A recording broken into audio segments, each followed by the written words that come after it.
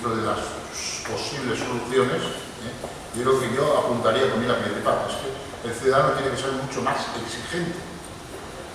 Si en España con 6 millones de parados, si los 6 millones de parados saliesen a la calle, es decir, cambiaba el país.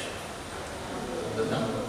Cambiaba el país. Es decir, pero claro, al final pues unos se deprimen, otros, en fin, y luego evidentemente yo creo que de cara al futuro aquí tenemos que hacer muchos cambios. Es decir, el modelo, la agricultura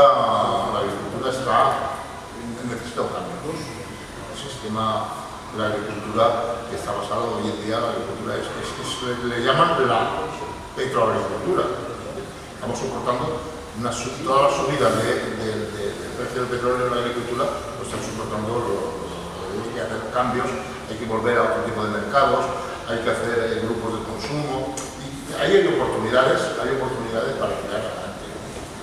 Y luego, yo sí que apuntaría una cuestión, es decir, que todo aquello que se fomente socialmente haya también una abierta. Quiero decir con ello, yo creo que hay un modelo, la economía del bien común, todas aquellas empresas, todas aquellas actividades que se generan a través de subvenciones y tal, que estén ligadas a esos criterios de economía del bien común, que son medioambientales, que son sociales y que son económicos, y de viabilidad local. Creo que eso es un elemento a tener en cuenta.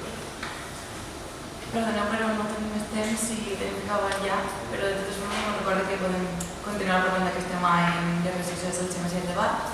I moltes gràcies per haver vingut i us esperem al pròxim debat. Igual que moltes gràcies per haver vingut també.